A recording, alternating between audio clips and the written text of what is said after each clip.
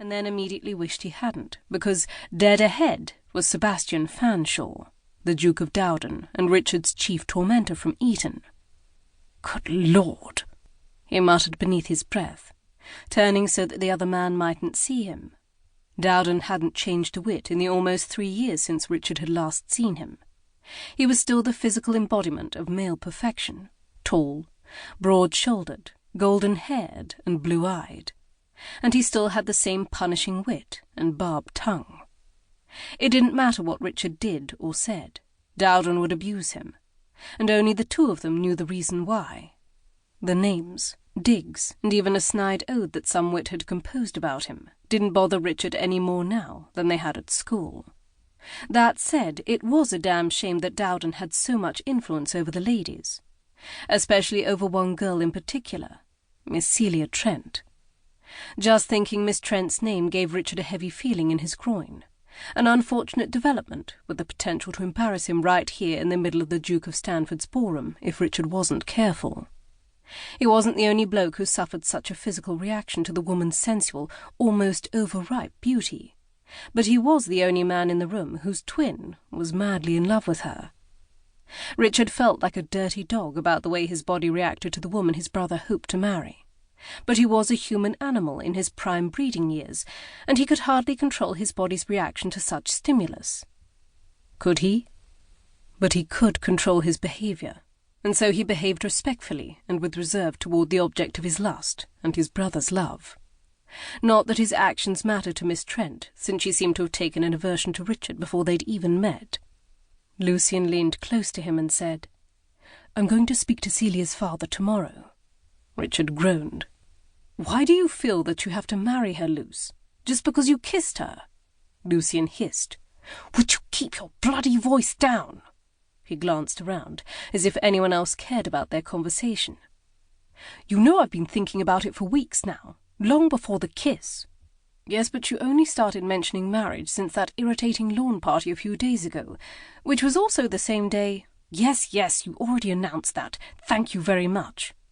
It so happens that that particular issue is what made the matter, pressing." "Why?" Lucian rolled his eyes.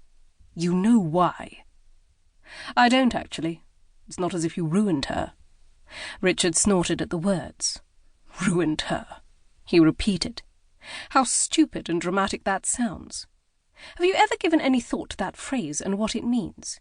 As if she was some sort of object, like a plate that you dropped and ruined because it's now broken. It's not as if kissing, or even sexual intercourse, can only happen one time. So how can you ruin a woman by having sex with her?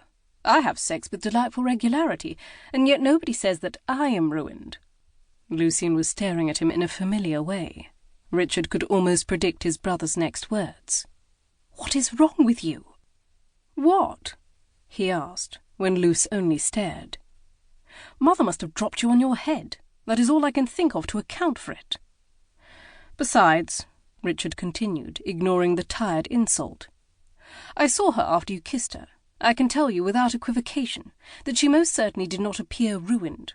Perhaps you should think on it a few days." "I don't want to. There have to be dozens of men soliciting her father for her hand." Richard wanted to ask why they'd do so if she was so clearly ruined, but kept that unhelpful question to himself.